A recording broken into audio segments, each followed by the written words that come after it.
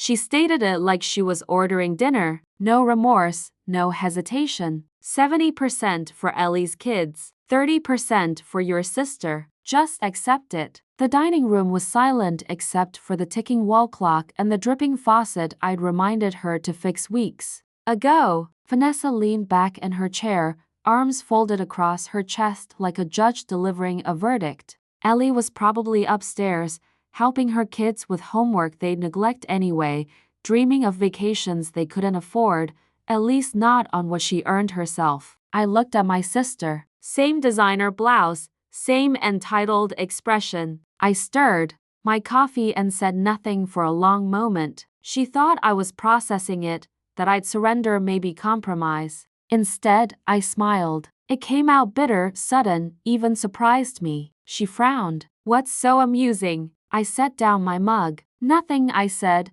only that I've been giving you all everything for years. My support, my savings, my silence. And now you think you can divide what's rightfully mine like items on a shopping list. Vanessa sat forward. We're family. My children deserve security. I need to maintain our parents' home. It's simple mathematics, Nora. You have no dependents. No, I said and stood. You have had more than enough of me. I picked up my purse and walked toward the front door. Behind me, her voice followed. You're being melodramatic. I didn't respond. I didn't owe her the performance. In my car, I opened the center console and pulled out a folder of documents. Not because I was leaving town tonight, but because something had shifted. Not a flash of anger, but something deeper, clearer. The kind of feeling that doesn't vanish. The kind that becomes resolution. I closed it and placed it on the passenger seat. I knew then that the next phase of my life wouldn't be about compromising.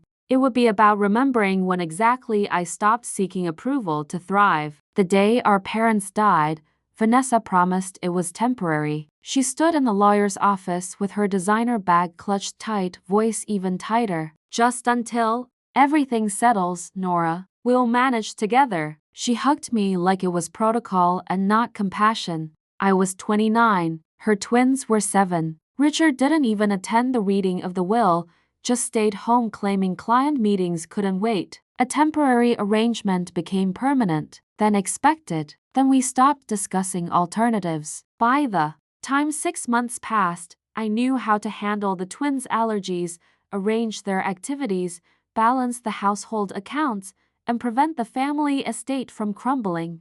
Vanessa would call it stepping up, but it felt more like being pulled into responsibility while everyone else stepped away. She stopped managing finances shortly after the funeral, said it was too painful. Then it was too complex. Then it was. Why should I struggle when you're so much better at it? Eventually, even the inheritance funds needed careful management, and still she remained detached. After a year, I received a promotion to senior architect at my firm. First bonus check. Vanessa appeared in my doorway and said, "The roof needs repairs, family first." I transferred it over. Property taxes, school tuition, landscaping, country club fees, whatever. Kept the estate functioning and her lifestyle intact. The twins, they were the priority, the legacy bearers, always needing the newest technology. Private lessons, clothes that cost more than my monthly mortgage contribution. I tried suggesting to Vanessa that maybe she and Richard should contribute more too. She laughed and refilled her wine glass. Let me focus on raising the children. You already have your freedom. I didn't understand what she meant by that. My freedom for what? Travel? Relationships? Peace? The estate was expansive. Our wings were separate. I still heard everything. The twins' elaborate parties, Vanessa discussing me like I was some dedicated employee instead of her sister. Like my financial acumen was a convenient trait instead of the only reason we weren't in foreclosure. I remember once standing in the hallway with architectural plans in my arms, listening to them laugh about something trivial. I felt like an outsider, still present, still contributing, but completely peripheral. And even then, I stayed because I thought that's what family meant. You maintain tradition no matter how much it diminishes you. But maybe I was never preserving anything. Maybe I was just keeping myself tethered, waiting for someone else's permission to prosper. That folder on the passenger seat. It wasn't hesitation anymore. It was preparation. And the next day, I discovered something that made the decision irrefutable. I never intended to become so invested in my career. It began as a distraction, any distraction. Associate architect at a boutique design firm. I arrived first, departed last, expressed gratitude more than warranted. 4 years in, I'd advanced to project manager, then design director. By the 6th year, I was overseeing international developments and mentoring staff who used to call me the quiet partner. The compensation increased substantially. Nothing ostentatious, nothing excessive, but the figures accumulated, and still, I never disclosed the full amount at home. Every quarter, I contributed the same percentage I offered back when I was an associate. I transferred it to the family account and let them believe that was proportionate to my income. Vanessa would acknowledge it sometimes, express gratitude if she remembered. The twins never questioned where the money originated. I doubt they even considered who maintained their lifestyle. I established a separate investment portfolio with different advisors, different access protocols Vanessa couldn't discover. It was modest initially, then substantial. I monitored the growth like some people track fitness progress. At the estate, nothing evolved. Same outdated systems, same excessive spending, same unfulfilled intentions. I started using terms like market, volatility, and temporary setbacks when I needed boundaries, and they never investigated further. Perhaps they lacked the interest to inquire. I attended professional functions alone most evenings, but during an industry gala, I encountered Claire from a partner firm. We'd collaborated on projects before she founded her own company. She smiled when she recognized me. Still supporting everyone, she observed. More or less. She moved closer, more serious now. You always were brilliant, but honestly, you sustain that family like it's your obligation. I didn't respond, just sipped my champagne slower. She studied me thoughtfully. Then, loyalty shouldn't feel like a life sentence. I laughed because that's what I do when truth hits too precisely. But it lingered with me during the commute home, while reviewing documents, while pretending not to notice Vanessa through the study door asking for another contribution for something essential. That evening, I transferred more into my personal investments. It wasn't just assets I was securing, it was possibilities. And a few weeks later, when I accidentally left something visible, those possibilities would be exposed sooner than I anticipated. It was an oversight, a small one I wouldn't typically make. I'd printed financial statements for my accountant, left them on my desk instead of filing them in the usual portfolio in my private safe. I intended to secure them that evening, but I returned exhausted, set my laptop down, and forgot. The following morning, Vanessa was waiting in my study, arms crossed, face flushed with something between outrage and disbelief. "This is what you're actually worth," she said, waving the papers like evidence in a trial. I didn't speak. She already knew. "So, you've been withholding while we struggle with maintenance costs?" Her voice wavered like she couldn't decide between feeling betrayed or furious. I moved past her. "That's none of your business." She followed me. "You live here, don't you? You use our parents' home, benefit from the family name, and you've been amassing a fortune." Before I could respond, Richard appeared, examining the statements himself. His eyes narrowed. "Is this accurate?" he asked. I nodded once. He slammed the papers down. "You selfish woman. The twins are starting college soon. Vanessa needs updated amenities. And you're stockpiling wealth while pretending we're barely managing the property taxes." "You never asked," I said quietly. "You just assumed I'd remain the financial solution for your convenience." Vanessa stood, shoulders squared like it still carried authority. "Well, now everything changes. From now on, 70% of your inheritance share goes to my children. They have futures to secure, legacies to build, and the other 30% I deserve that for preserving our family standing." The silence in the room was thick, like humidity before a storm. I looked at Richard. He didn't waver. He actually seemed righteous. That's when it happened. Not outrage, not hurt, just clarity, like fog suddenly lifting. Something inside me settled. Not the kind of settling that accepts injustice, the kind that precedes transformation. I didn't argue, didn't plead, just walked to my wing and closed the door. If they thought inheritance was control, they were about to learn what happens when the one managing everything finally stops accommodating. And the next morning, I contacted my attorney and requested the complete documentation. I reviewed methodically, not because I was uncertain, but because I wanted to understand every clause, every provision. I wasn't just gathering information. I was reclaiming what was mine. Property rights my parents had specified, investments they had allocated, protections they had established. I didn't need much, just the truth. The rest I would leave behind. Manipulated narratives, manufactured obligations, the expectations they created about who I should remain. By evening, the house was subdued. The twins were at friends. Vanessa and Richard had gone to a charity function. I placed the folder on the dining room table. No explanation, no debate. I was almost to my car when they returned early. Vanessa spotted me in the driveway. Where exactly do you think you're going? I didn't stop walking. She hurried closer. You're abandoning your responsibilities. That concept again. Responsibility? Like it was supposed to define me. I unlocked my car, then looked at her directly. No, I'm liberating myself from the fiction that they were ever solely mine. She straightened, defensive but concerned. You'll regret this decision. Don't imagine we'll accommodate your return. I didn't answer. The evening was mild, not dramatic. No downpour, no winds, just the gentle sound of my car starting and the night continuing around me.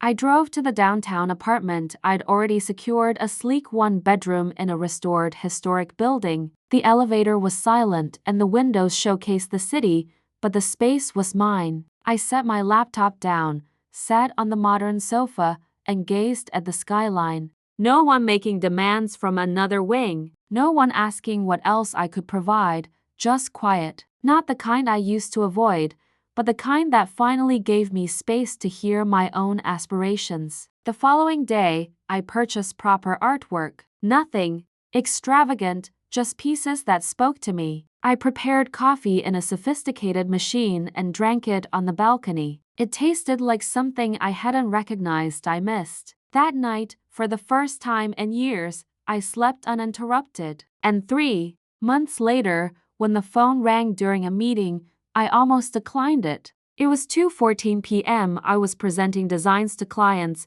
partially attentive to my vibrating phone when it persisted ringing. Vanessa's name, but something about the timing revealed unusual urgency. I excused myself, then answered on the third attempt. Nora? Her voice was strained, desperate. Please don't dismiss me. I remained silent. We're facing financial review, she rushed. The bank is questioning our assets. They're conducting an audit next week. We thought we had everything organized, but her voice cracked. We don't have proper documentation. I leaned against the hallway wall, portfolio still in my hand. Please, she said again. You understand the accounts. Just help us navigate this month. After that, we'll manage independently. A pause, then another voice joined the call. Nora, you think you can just withdraw and leave us exposed? Richard's voice carried the same condescension he used when I suggested budget constraints or questioned expenses. We preserved your parents'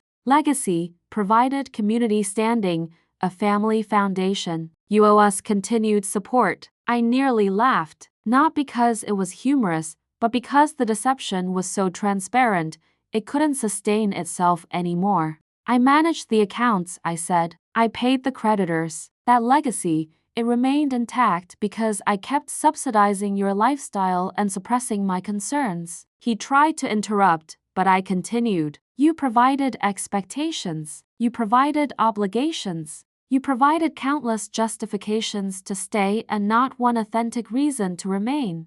There was a moment of stunned silence. You've changed completely, Vanessa murmured in the background. You've always been our foundation. Exactly. I said I was the foundation. Now you experience what happens when I stop supporting everything. And then I ended the call. The silence afterward didn't feel vindictive. It felt overdue. And 4 weeks later, when another call came, this time from Richard's office, I didn't recognize the number until I heard his assistant's voice. The voice was professional as always, measured but still recognizable. Like time had maintained her efficiency but not her loyalty. Miss Harmon, she said. Mr. Reynolds requests an urgent meeting. I didn't speak. She paused. He's aware of the financial discrepancies. Vanessa and the children, they disclosed everything. How could you jeopardize their security like this? My composure remained. You want to know how? Don't get defensive, she interjected. He's simply trying to understand. They're your family. No, I said they were my dependents. I was the solution, the safety net when they all decided accountability was optional. She went quiet momentarily. Then with practiced diplomacy, he couldn't manage everything. You understand that he did what seemed appropriate. He did nothing, I said, and perhaps that was his preference. But he didn't participate in estate planning. He didn't engage when investments faltered or when I developed the recovery strategy. He didn't ask if I was satisfied. He asked if the accounts were balanced. That's inaccurate. It's precise, I said, and I fulfilled everything requested. I maintained the estate. I remained when I should have left. I protected everyone while Vanessa complained, and Richard attended networking events with no genuine intention of contributing. And now he wants to question why I established boundaries. She inhaled measuredly. Nevertheless, you should reconsider. Those words resonated harder than the silence preceding them. Not because they shocked me, but because they revealed everything. I gazed out my office window. Not angry, not even disappointed, just resolved. I'm not your contingency plan, I said. I was their sister. And now I'm just done. Miss Harmon, I didn't wait for her response. I terminated the call. Then I located Richard's contact information, pressed on the entry, and selected block. There was no satisfaction, no triumph, just the quiet relief of one less obligation I needed to fulfill. Later that evening, I opened a bottle of wine. I sat near the floor-to-ceiling windows with the curtains open, watching the city lights emerge, and when I went to bed, I slept with the covers casually arranged like I had nothing to defend anymore. In the morning, I reviewed my investment portfolio. I allocated some toward a nonprofit foundation. I'd been considering creating my own legacy. And exactly 1 year from the night I drove away, I would finally address the question I'd been hesitant to confront. What does fulfillment feel like when it's authentically your own? It's been a year. The twins attend State University instead of the Ivy League. Vanessa teaches piano lessons after decades of claiming it was merely a hobby. They sold the east wing of the estate to cover outstanding debts. No guest quarters, no tennis court, no wine cellar, just partial ownership and monthly obligations. I don't know this because I inquired. I know because community connections remain intact. The updates appear like occasional reminders. A charity event photograph here, a property listing there. They're adapting now, not because they evolved, but because reality demanded it. Me, I still live in the downtown apartment. The view still inspires me, but the walls now display my own architectural awards. So are the evenings, tranquil and unscheduled, filled with quality wine and sunrise through floor-length windows. I created my own foundation. It doesn't request recognition. It doesn't demand sacrifice. It just flourishes when I allocate resources properly. On weekends, I visit emerging galleries, support artists I appreciate, and enjoy solitary brunches without justifying why that's fulfilling. I don't attend family functions. I don't provide financial reports. I don't engage. Some might interpret that as coldness, but I view it as authenticity. Sometimes I journal my thoughts. Not regularly, but when the solitude feels expansive and liberating instead of isolating, I document small revelations I never previously acknowledged. Like this. 1. They say, healing requires reconciliation, but I believe it's just not having to defend your boundaries anymore. I revisited that entry recently and recognized something significant. They never truly valued me. They valued the version of me who provided endlessly, who never refused, who resolved crises without requiring acknowledgement. But I'm not that individual anymore. Now I decline. Now I prioritize. Now I exist without apology. And this version of me, she's not waiting for their understanding. She's waiting for the next opportunity.